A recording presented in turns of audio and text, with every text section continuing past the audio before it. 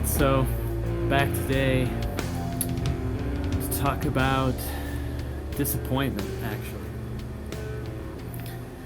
And, you know, there's a lot of focus on trying to be bright and cheery and not address tough things, I think. Particularly in the world of exactly what I'm doing right now, right? Everyone's talking about the law of attraction. It's all about being upbeat, write down all your dreams and goals, as many details as you can, and keep that fixed in your head, and da-da-da-da-da, and it'll happen. Maybe. Maybe it happened that way for somebody, and it made them very happy. It made them think they could get on a video or write a book or what have you, and this is the proof that this is how it works, because it worked for them. Do they even know how it worked? Do they even know how they actually got there? That's a different topic. Again, today's topic is disappointment, and why is that important? Well, because here we are getting towards the end of January, and I'm sensing a lot of disappointment. I've even got some of it myself. Imagine that. I'm seeing even some of the more upbeat folks online. You know, actually, things are disappointing. Even to the point of noticing a little bit of like, you know what, maybe I had this wrong. Maybe the things that I've been telling you to do and say and how to feel and how to sort of think positively all the way to success, maybe that's not quite right. And where the rubber meets the road here is exactly where we're at, what I'm talking about, which is disappointment. And what do you do with it? Because if you have a project, you have a dream, you have something you're trying to accomplish, you have a life you're trying to build for yourself, doesn't matter what it is, and it doesn't matter how much money you have or how much success you've already had, or how little of those things, you're going to have some challenges. Something that you thought was going to work this way doesn't work that way. Something that you thought was going to happen doesn't happen. Something you thought was going to happen in time doesn't happen in time. That's going to keep going on. Doesn't matter how much money you get, doesn't matter how much success you see. It's going to keep happening. This whole law of attraction thing is about selling something. Okay? How it's been presented. It's about selling something.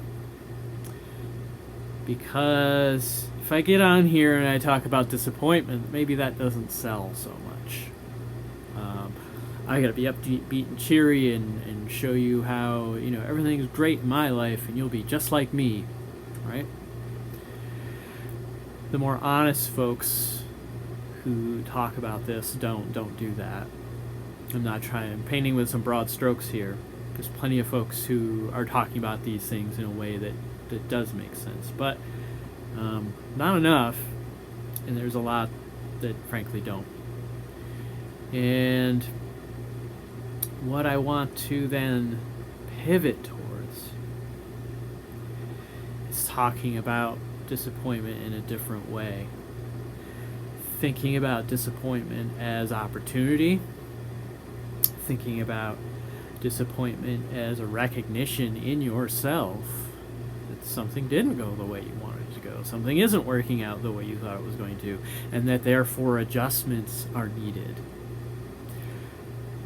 Disappointment can be disabling. It can be something that takes us off our game, knocks us off course, or it can be something that we look at and we adjust, and we fine-tune what we're doing. We change something that we thought we're going to do this, we do this instead. Maybe there's people in our life that these aren't the people that this is going to work out with. I gotta find different people to work this out with. All these types of things, right? So the point is to have this be an opening to action, an opening to thought, an opening to revision. I've been a teacher of writing for over a decade, and the revision process is one of the most important parts of writing. It's where you go back into it and you allow yourself to be disappointed with what you've done, and you realize, oh, this isn't what I wanted to make. And then you decide, well, is the new thing that I made good? Should I actually make it more like that? Or do I need to make some changes and make it more like what I intended?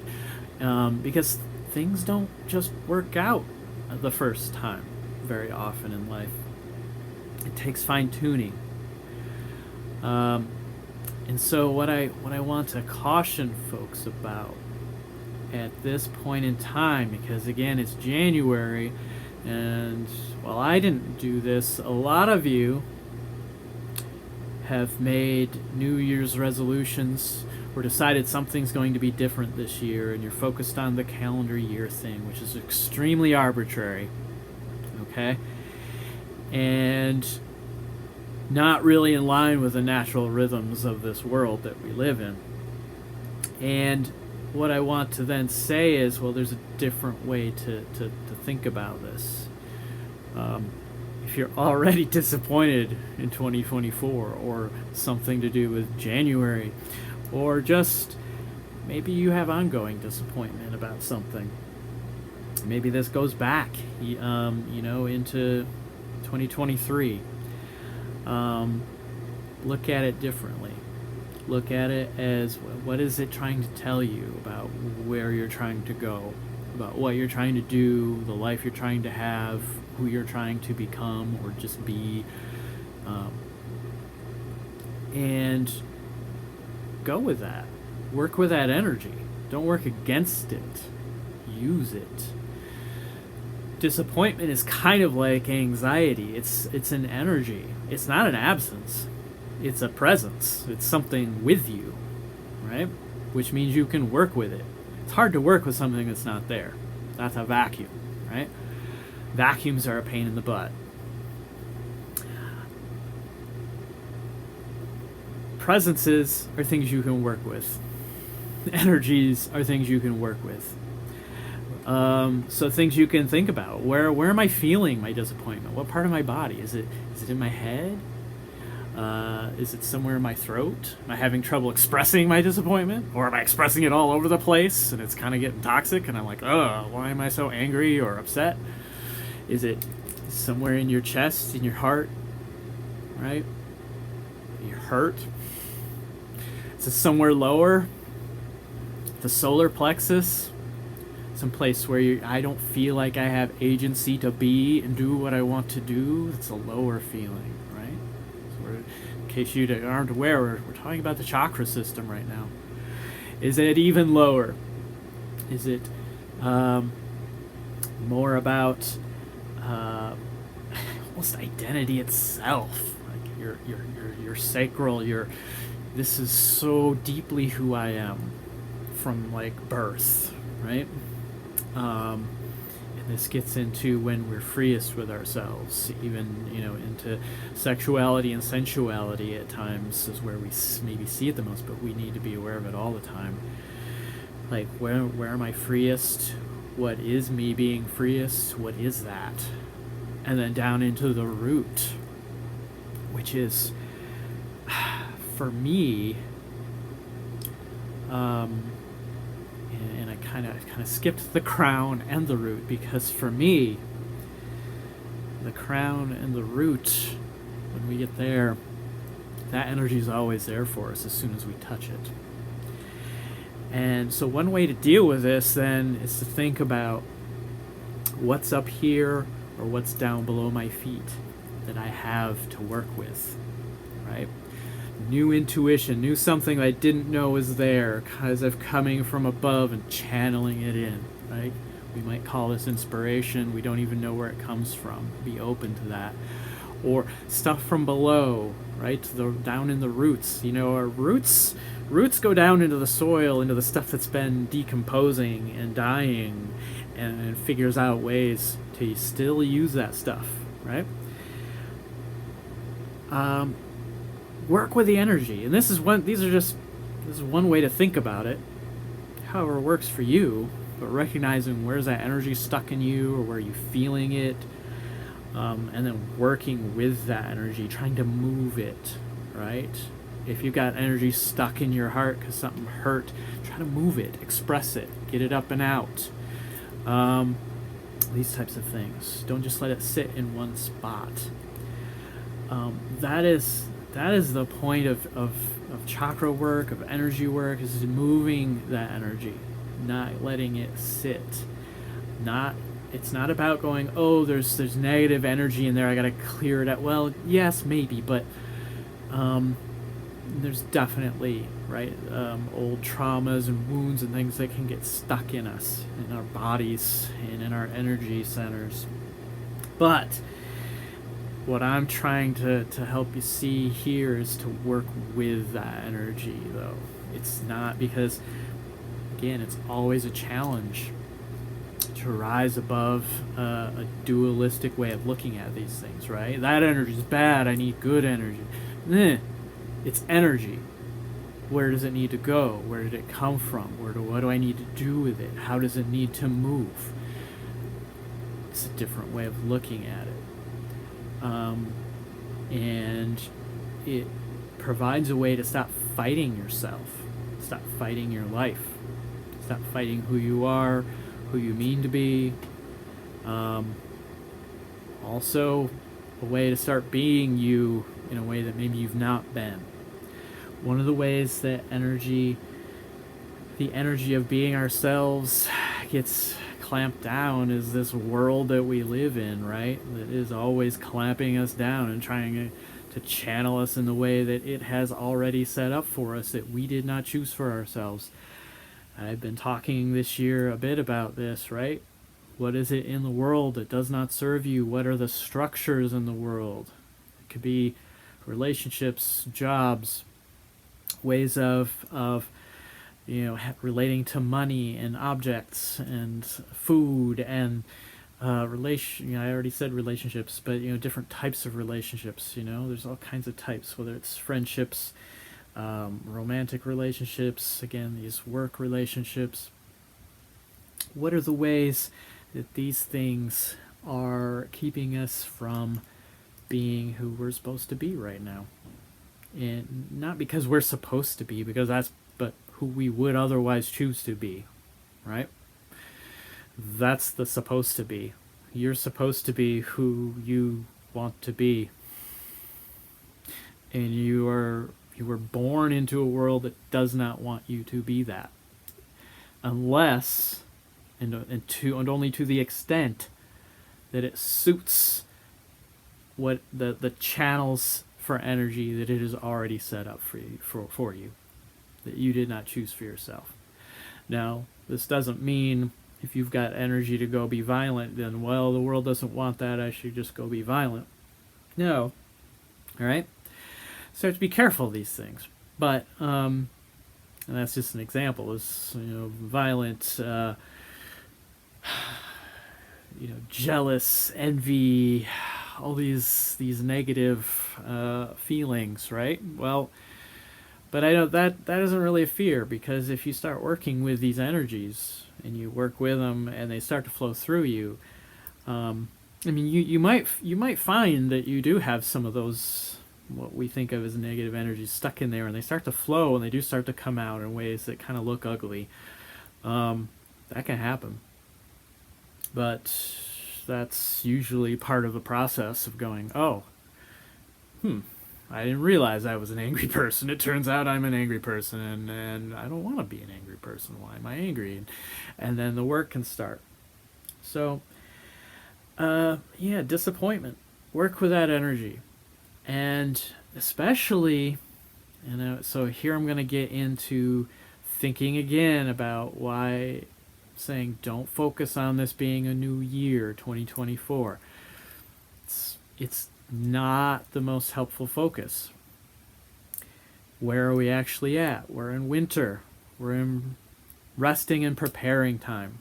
We're in reformulating time. Where are we? That's where the sun is, right? In the north, at least, right? That's where we're at. We're gearing up. We're figuring out what's next. Not because it's 2024 or not 2023, but because the planting season is coming. The warmer months are coming. The springtime is coming. And we need to be ready for that, right? And then the summer's going to follow, and we're going to need to work hard during the summer and, pull through to the end and deal with all kinds of challenges, because summer always brings challenges, right? It gets hot, things break, things just, same thing happens in the winter, but for different reasons. It gets cold, it gets rainy, things break. Summer, it gets hot, all kinds of weather happens, things break down. But also we enjoy the warmth, right? That's coming.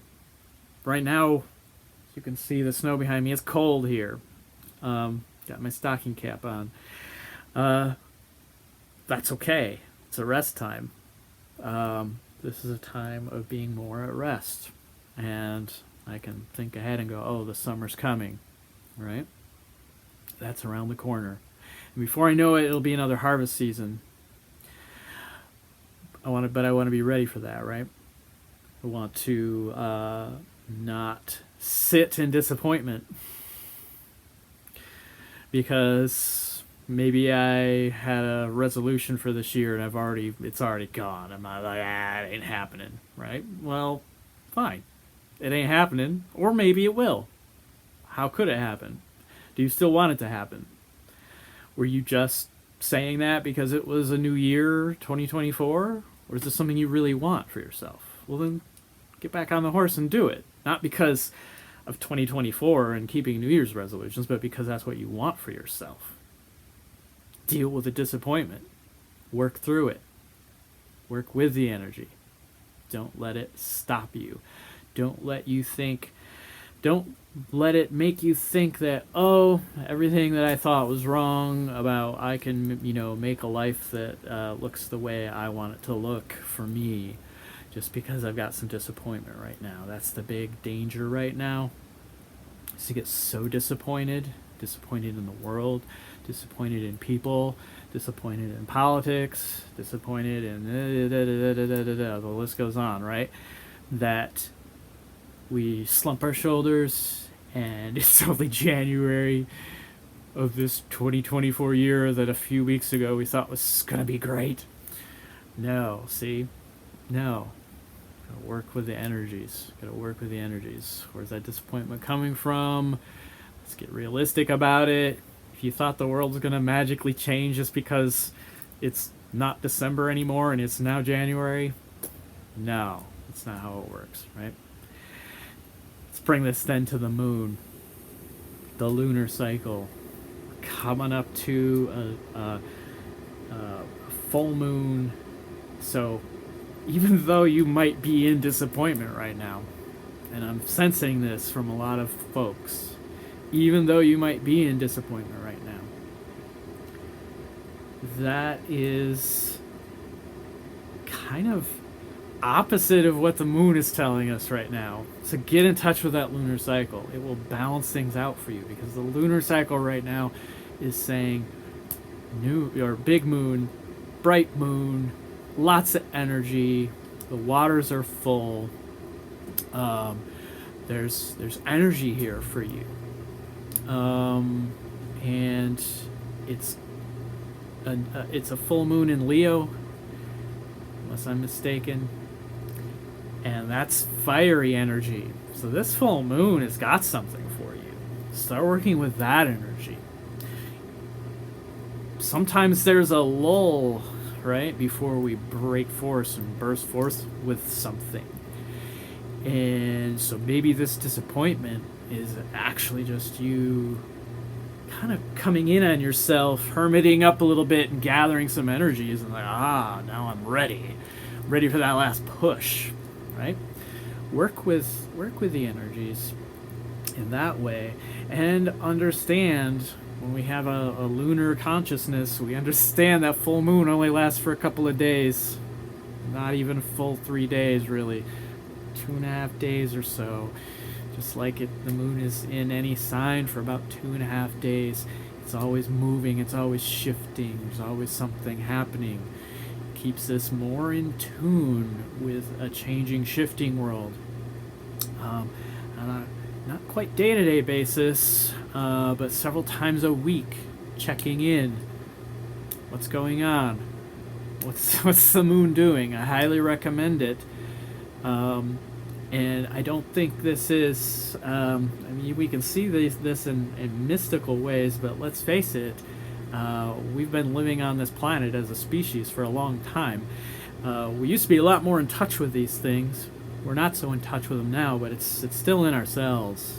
It's still built into us.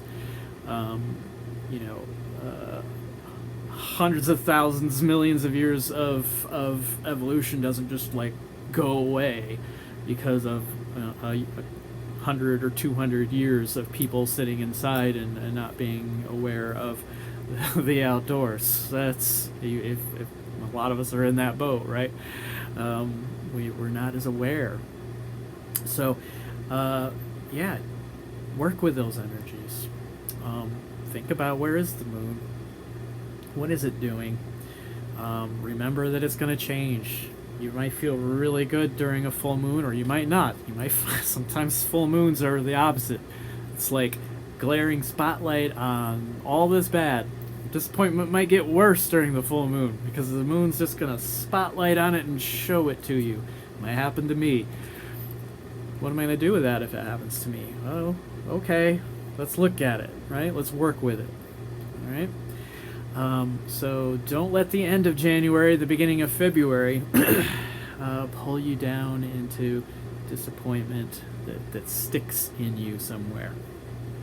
Work with it, work through it, push through it, yell at it if you gotta. Sometimes that's healthy. All kinds of things you can do. Know yourself. Know what you need.